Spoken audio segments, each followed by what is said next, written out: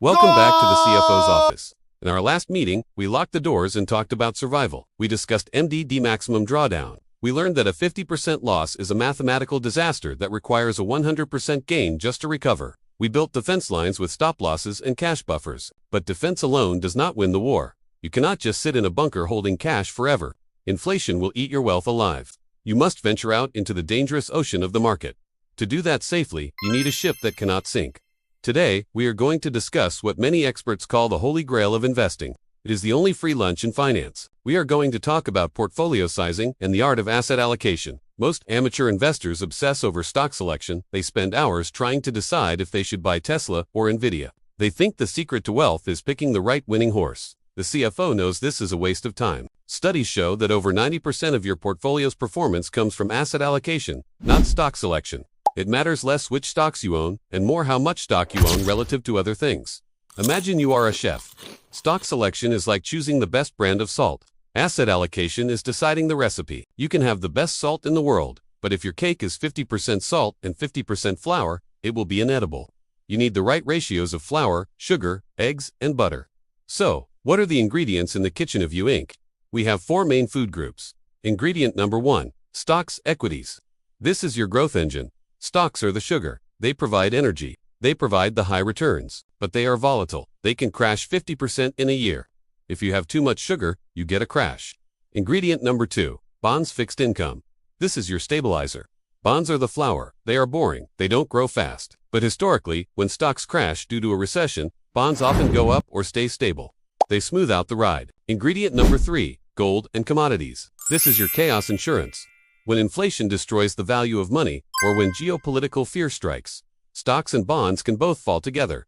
That is when gold shines. It is the hedge against the system breaking. Ingredient number 4, cash. We discussed this. This is your oxygen. The art of asset allocation is mixing these ingredients so that no matter what the economic weather is doing, your portfolio survives and grows. The magic word here is correlation. You want to own assets that do not move in the same direction at the same time. If you own an airline stock and an oil company stock, you might think you are diversified. You are not. If a recession hits, people stop flying and factories stop using oil. Both stocks crash. They are highly correlated. But if you own stocks and long-term government bonds, they often move in opposite directions. When stocks zig, bonds zag. By combining them, you reduce the volatility, the risk, without necessarily reducing the return.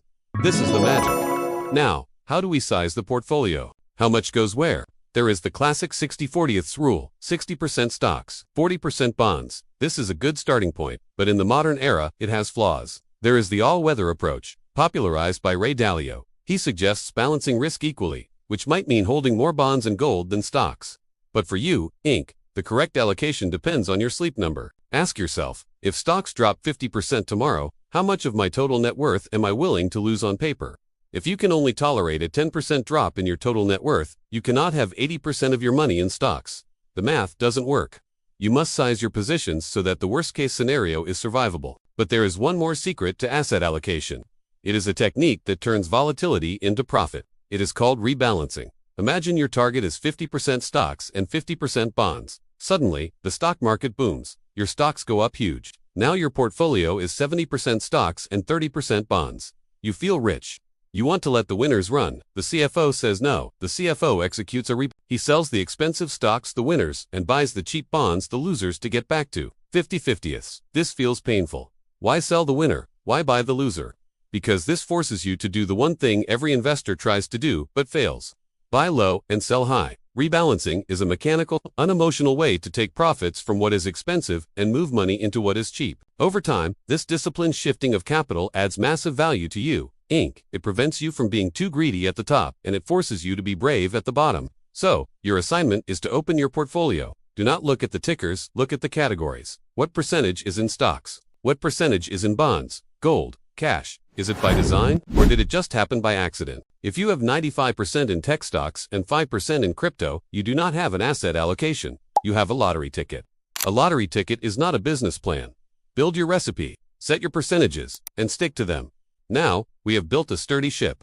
We have a hull made of bonds, sails made of stocks, and lifeboats made of gold. We are ready to sail.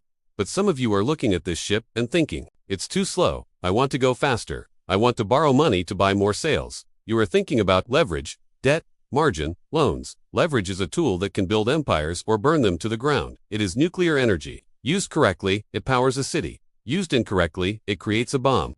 In the next episode, we are going to discuss the most dangerous tool in the CFO's toolkit. We will talk about the right rules for using leverage. We will discuss when it is safe to use debt and when it is suicide. Adjust your ratios. Balance your scales. I'll see you in the next video.